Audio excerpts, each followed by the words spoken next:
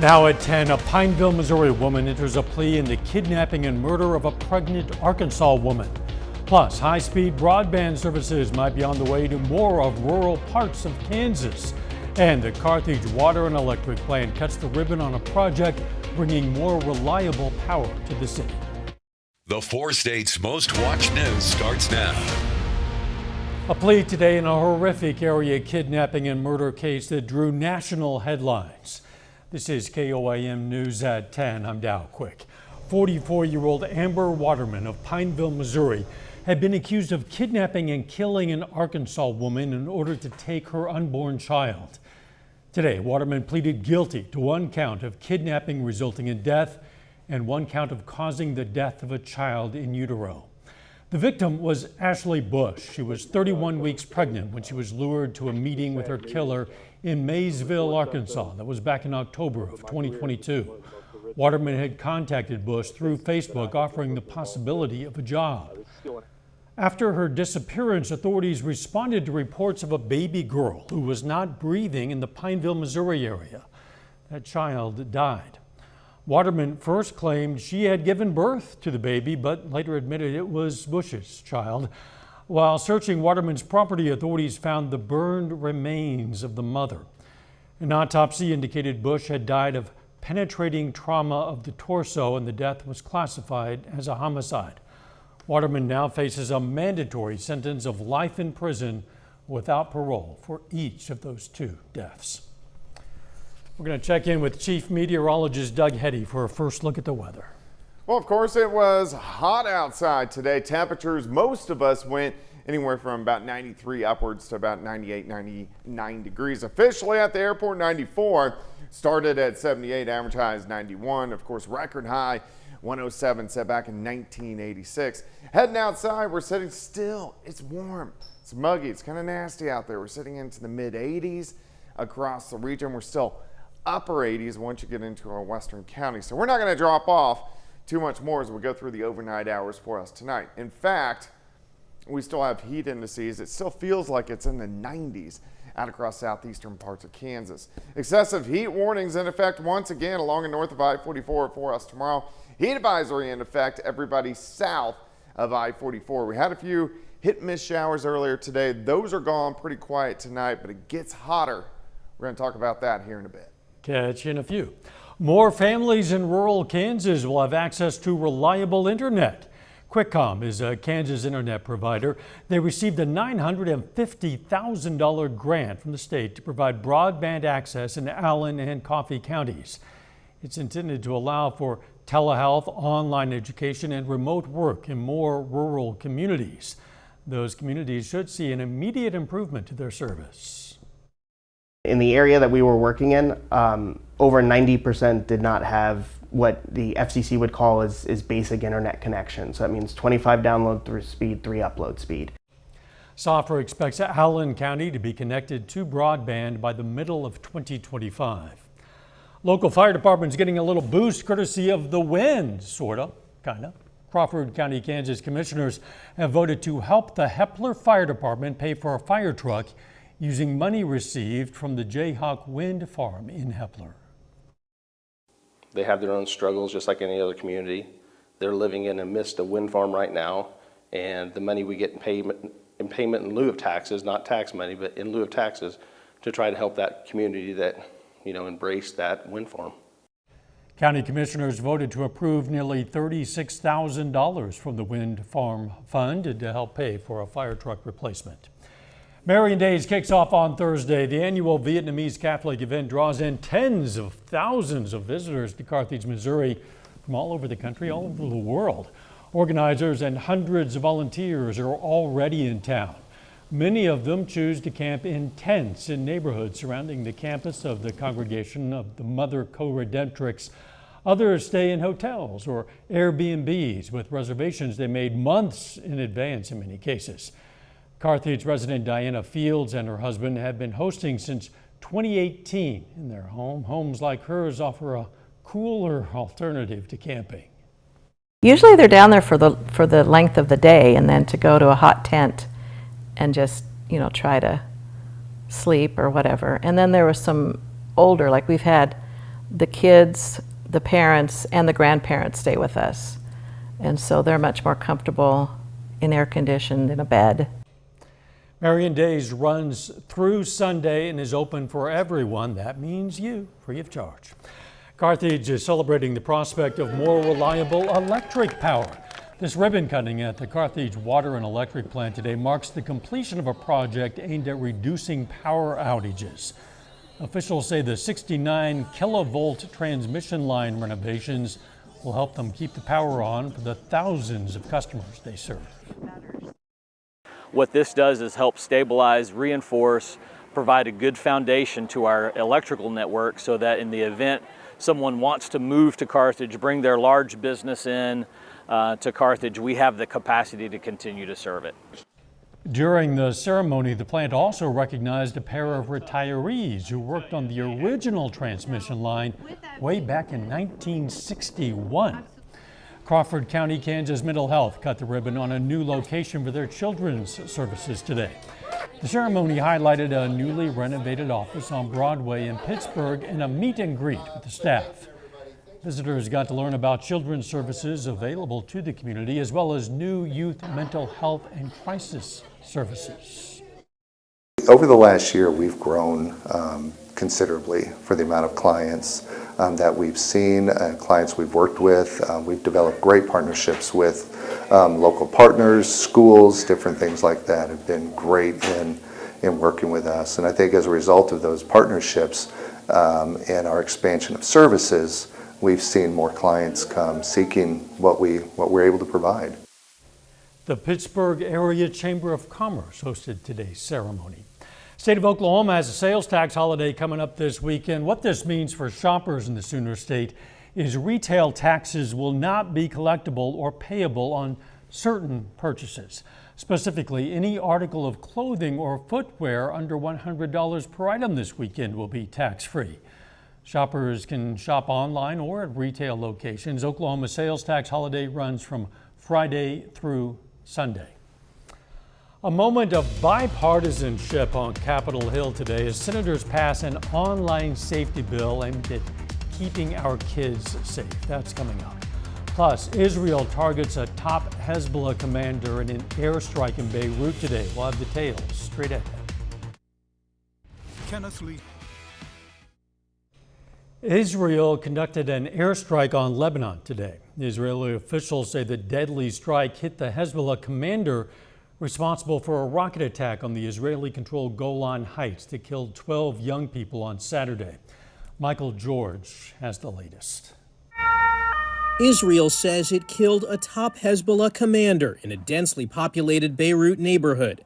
In a statement, the Israel Defense Forces says fighter jets, quote, eliminated the Hezbollah terrorist organization's most senior military commander and the head of its strategic unit. Fuad Shukur was the commander responsible for the Majd al-Shams massacre, in which 12 children were murdered after Hezbollah fired an Iranian Falak 1 rocket directly at a soccer field in northern Israel on Saturday evening.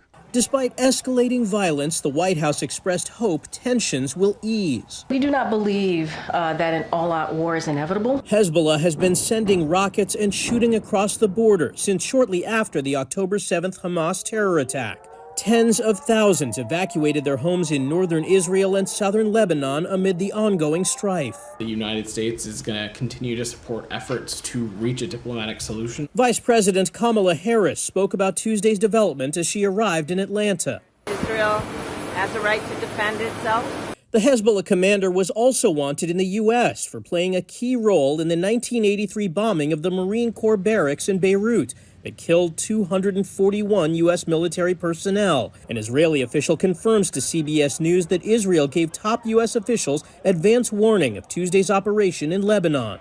Michael George, CBS News.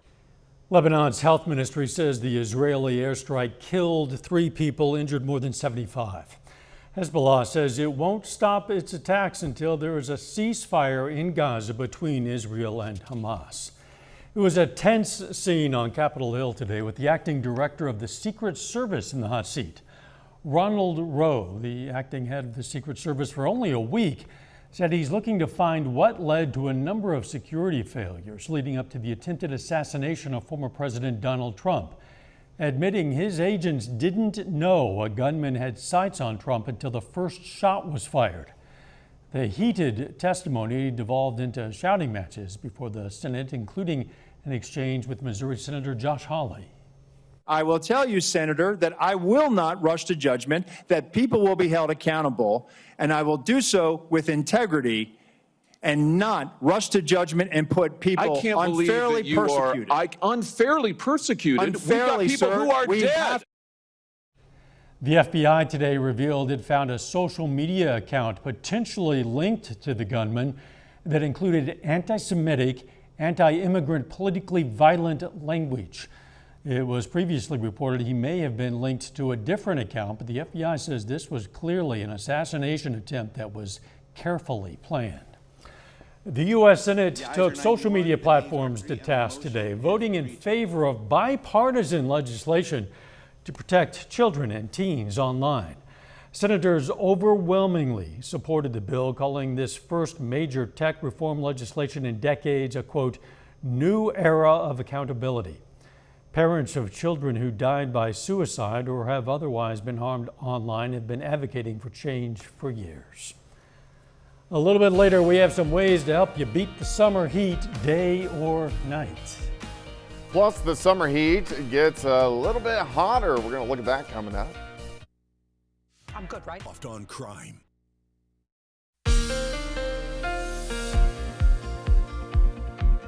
Well, of course, super hot outside for us today. Temperatures, most of us mid to upper 90s across the region, and it's going to get just a little bit hotter as we go through the next couple days. Here's a great shot.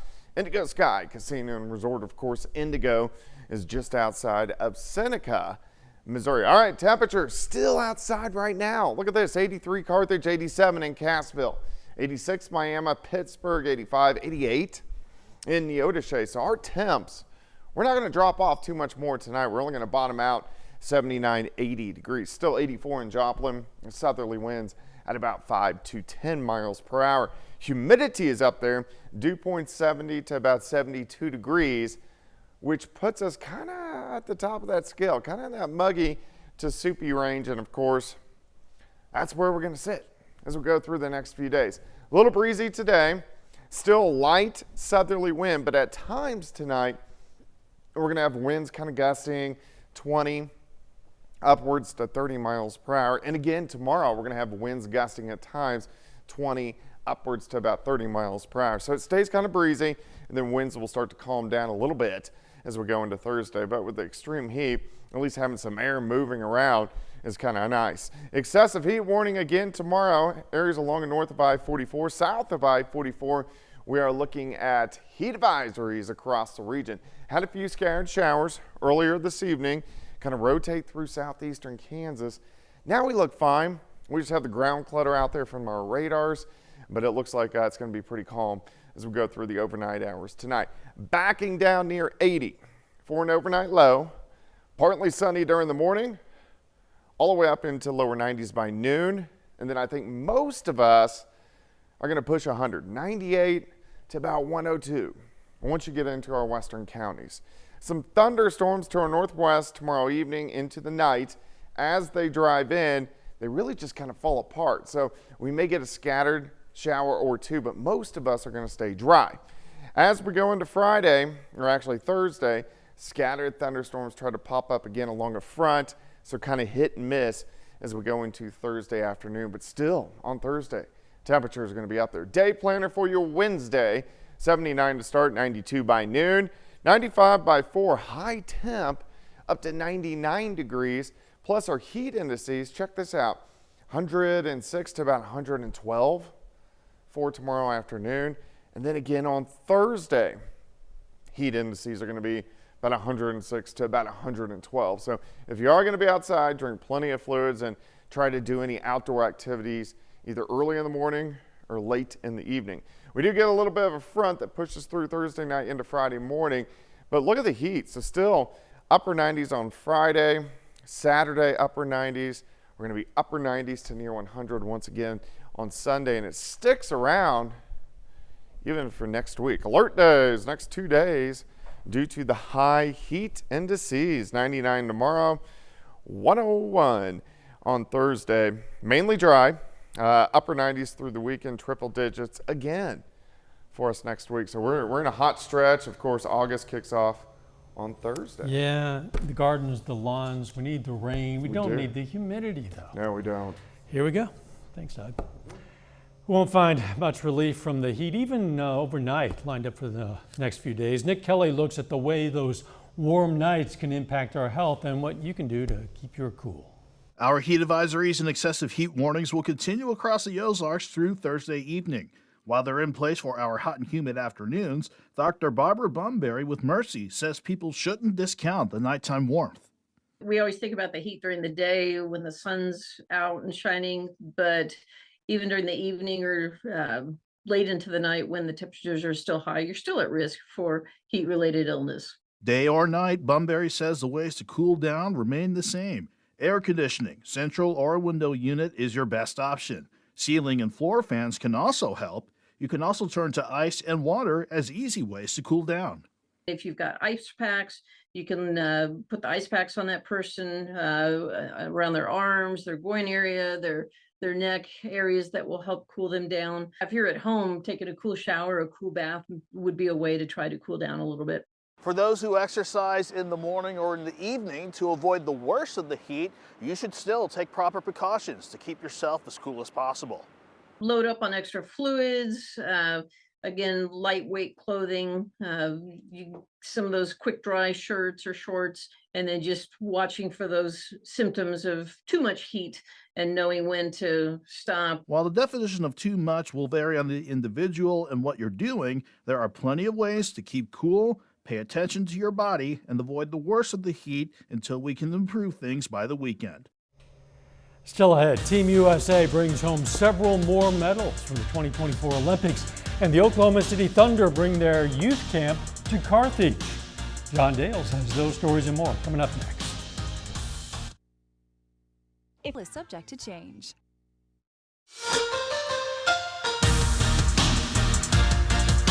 Hey, welcome into sports. I'm John Dales. Early this morning in Carthage, dozens of young basketball players get the chance to learn from the Oklahoma City Thunder at their Hustle Camp, which has been sold out for months. Now, the Oklahoma City Thunder Youth Basketball Camp takes place at the Carthage YMCA today. The Thunder bring their drumline dancers and several youth basketball coaches. Camp is divided into 2 sessions for different age groups, 3 hours apiece, and it helps young players learn the fundamentals of the game as well as having some fun. Campers leave with a water bottle, t-shirt, basketball, and a ticket to a Thunder game for the upcoming season. The Joplin Outlaws continue their road trip tonight. On Sunday, they lost both ends of a doubleheader against the Shadowcats in Sherman, Texas. After a day off, Joplin plays another road doubleheader tonight in Texarkana. Now, both games were supposed to be just 7 innings, but the front end of the doubleheader goes into extras. The Outlaws prevail in that contest. They win it 10-9. Not much downtime between the 2 games. The second end was supposed to begin at 8:05. Actually got started about an hour late, past 9. So they're only in the 4th inning, but the Outlaws and Rhinos are tied at 2 in Game 2 as we come on the air. Major League Baseball, Cardinals play the Rangers tonight after losing 6-3 last night. Redbirds respond emphatically this evening with an 8-1 victory. St. Louis chased Texas starter Max Scherzer out of the game early. He leaves after just 4 innings pitched, allowing 3 earned runs. Rubber match of the series is tomorrow afternoon. Over to Chicago. Royals just swept the White Sox 10 days ago. They look well on their way to another sweep. Kansas City beats Chicago 4-3. Once again, Bobby Witt Jr. comes up big for the Royals. Last night, he had a go-ahead grand slam in the 8th. Tonight, he gets an RBI single to tie it in the 8th. Game 3 of the series is tomorrow. Over to the NFL, this has been making waves today. The surprise onside kick is officially dead. As part of the league's new kickoff rules, teams must announce beforehand if they intend to attempt an onside kick. On top of that, onside attempts can't happen until the 4th quarter, and only the team trailing at that point can perform them. Fans that are upset by this news, good news is, so far the rule is only in effect for the 2024 season. Switching gears to the 2024 Olympics in Paris. Plenty more action today. Here are some of the highlights. U.S. women's gymnastics, led by Simone Biles. The team wins gold once again.